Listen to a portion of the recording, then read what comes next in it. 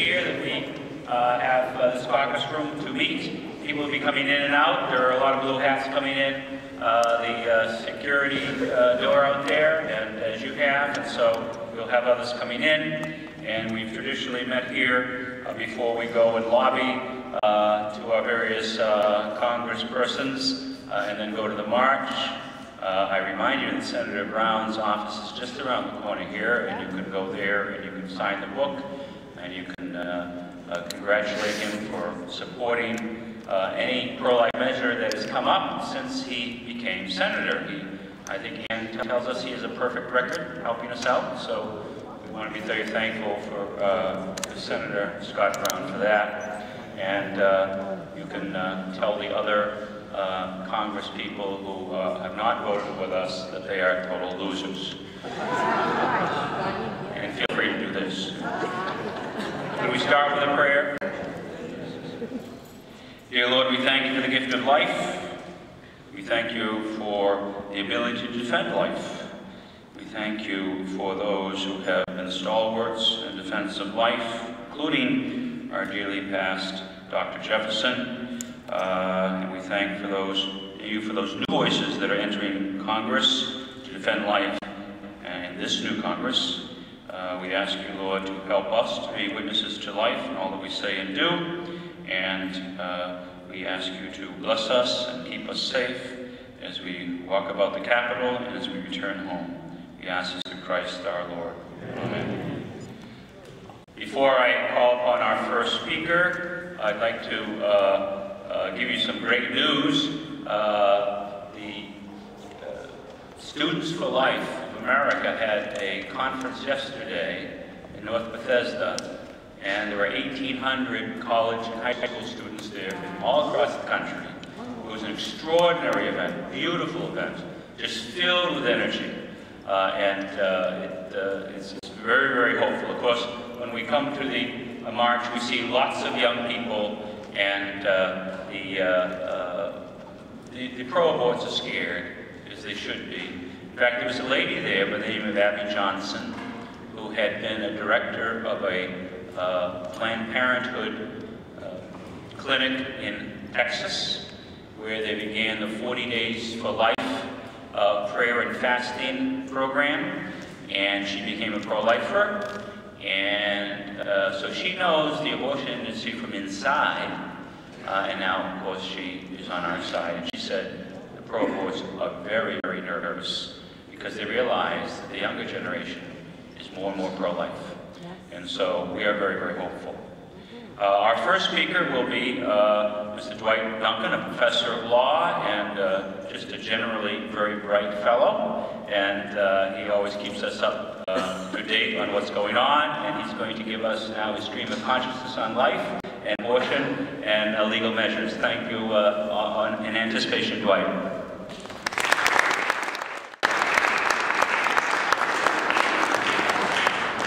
Thanks, Father Dave. I was trying to think about what to talk about today, but the good news is there are plenty of donuts and bagels and coffee over there, and so feel free to get up and, help yourself in the middle of my remarks, which hopefully won't be very long anyway.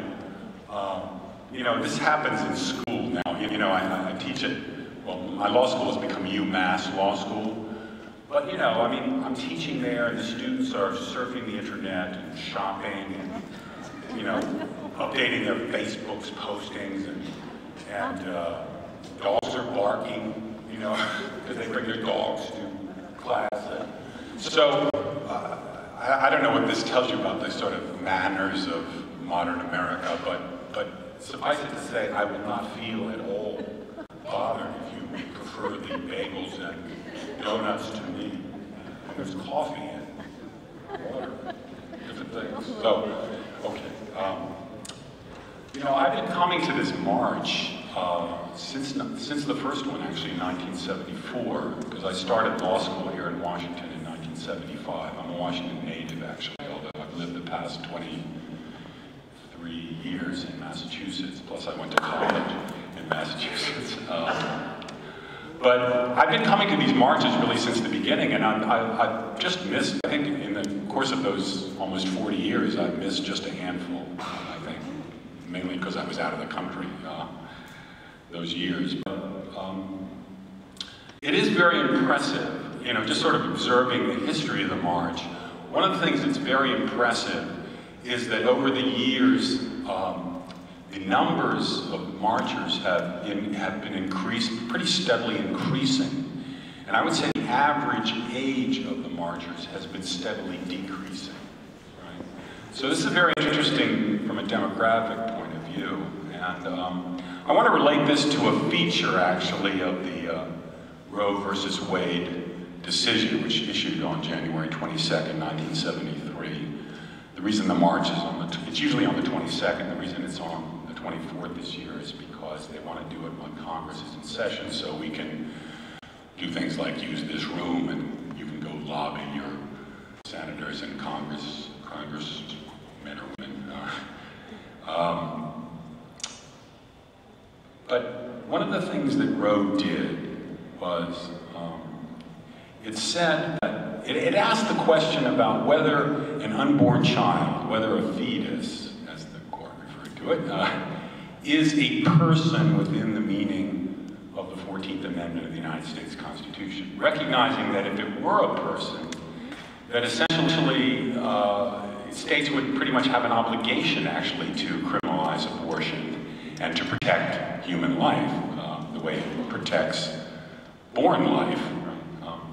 But the court essentially looked at the various passages in the Constitution where the term person is used and came to the conclusion that in none of these is there any evidence that person was intended to include preborn babies. And therefore, fetuses are not persons within the meaning of the 14th Amendment. Sort of a technical, kind of legal conclusion. The court had engaged in this kind of analysis at least once in its history.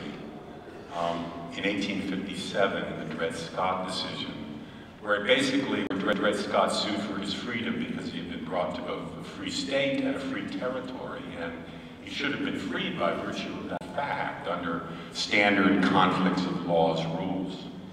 And the court essentially asked the question about whether Dred Scott was a person within the meaning of the Constitution and said, no, he was not a person. Technically, he was a thing, and therefore he was the only people's rights that the court could be concerned about were slave owners' rights. They were the persons, Constitution persons, but slaves were essentially things, not persons, and therefore they were owned by other people, but they did not themselves possess rights, nor could they sue in federal court. Okay? So what I'm suggesting is that the precedent for this type of analysis that is looking out into the world and seeing a class of human beings deciding that they're not persons, not legal persons, right? They don't possess rights. They're just the objects of other people's interests, actually. Other people have rights, so slave owners have rights. Or in Roe versus Wade, it turns out the woman has rights, but the fetus has no rights, right? This is one of the consequences of this type of thinking.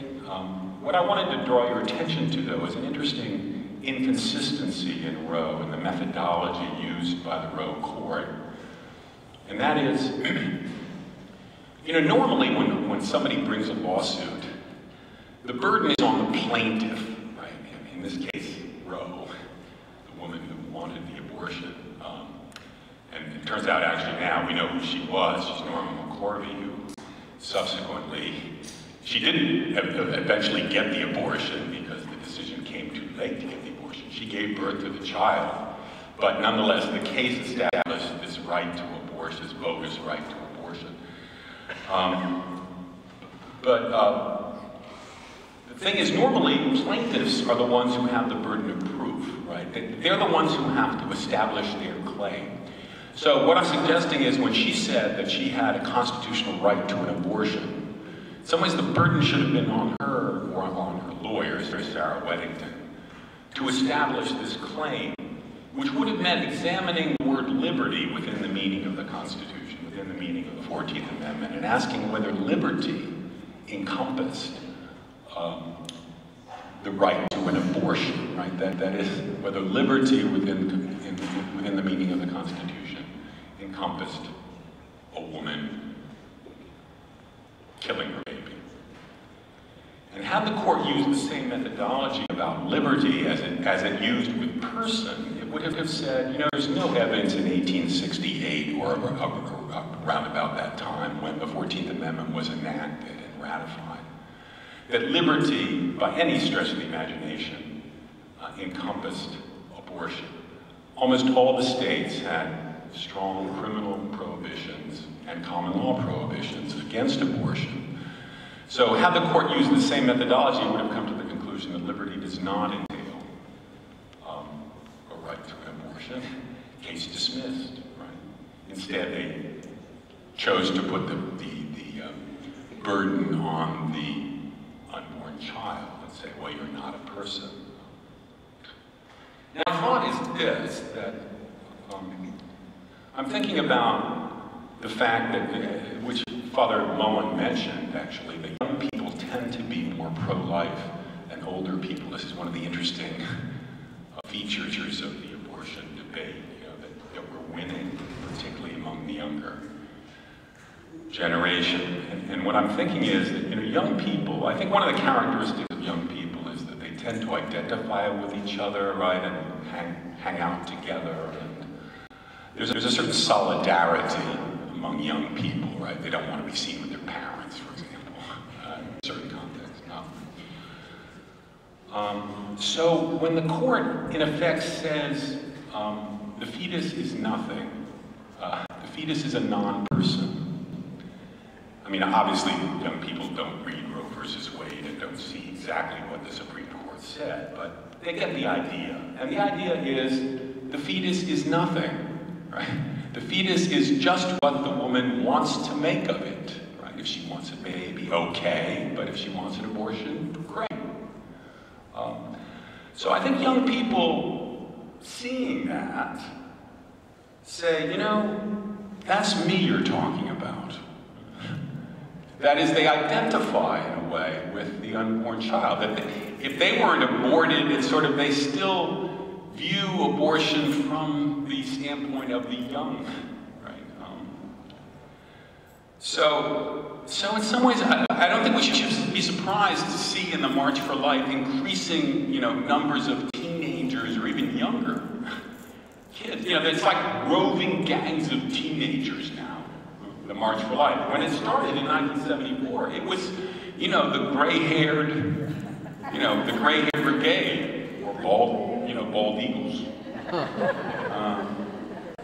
You know, I just can't, personally, I can't wait. I've been doing this for a little while, so I can't wait for the young people to sort of take our place, really. Because they have a lot more energy, enthusiasm, and ideas, I think, you know.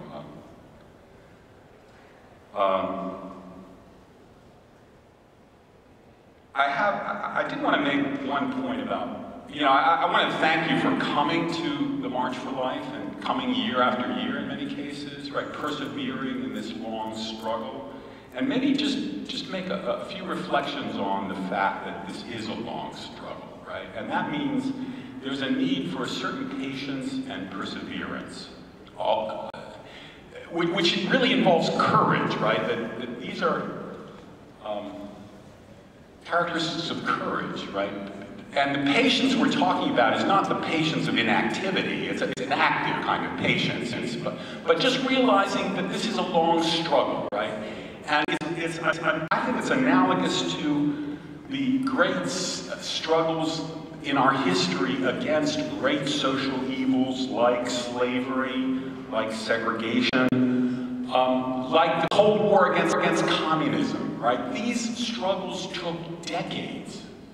And in the case of civil rights, it took centuries, really, of persevering struggle to try to correct this great social evil.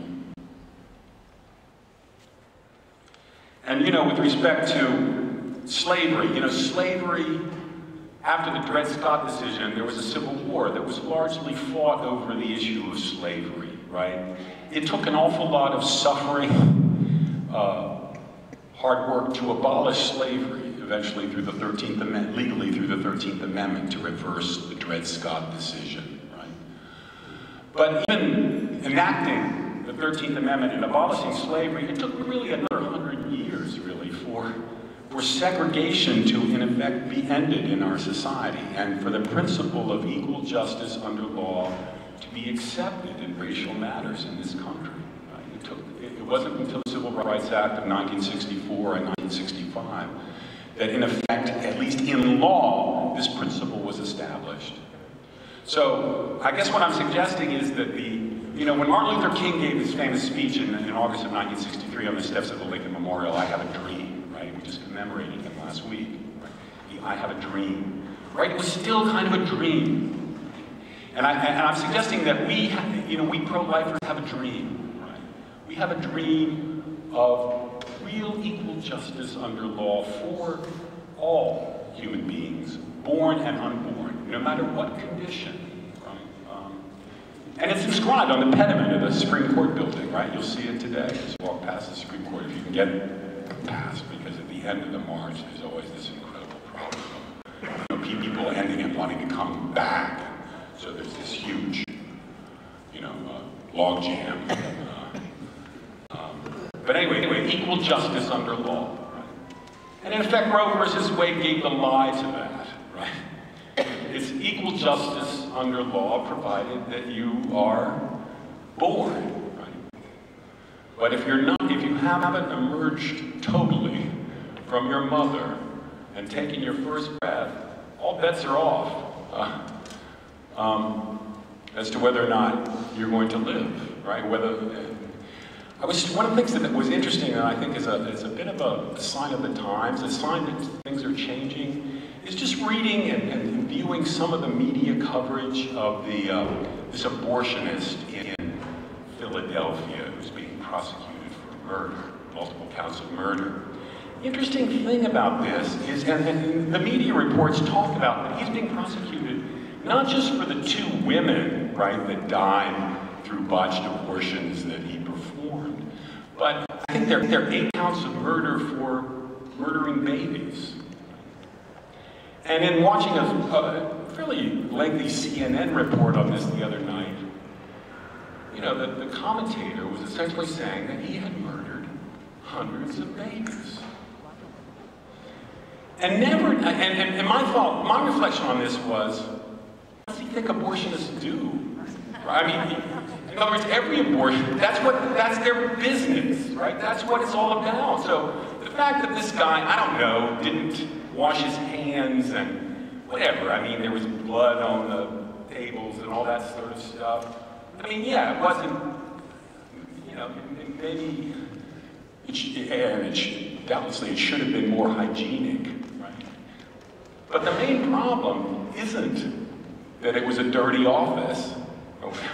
It's that he was in the business of killing babies. And that's true not just of this butcher, but of every abortionist, right? So I just think it's very interesting that there is this coverage, and they talk about murdering babies, in the same breath as they talk about him, murdering these women, right? That is, that the coverage, in effect, recognizes the common humanity. There isn't this great, effort to kind of spin the thing or qualify the thing. Now, admittedly, the story tends to be, buried in page 35 of the New York Times, right?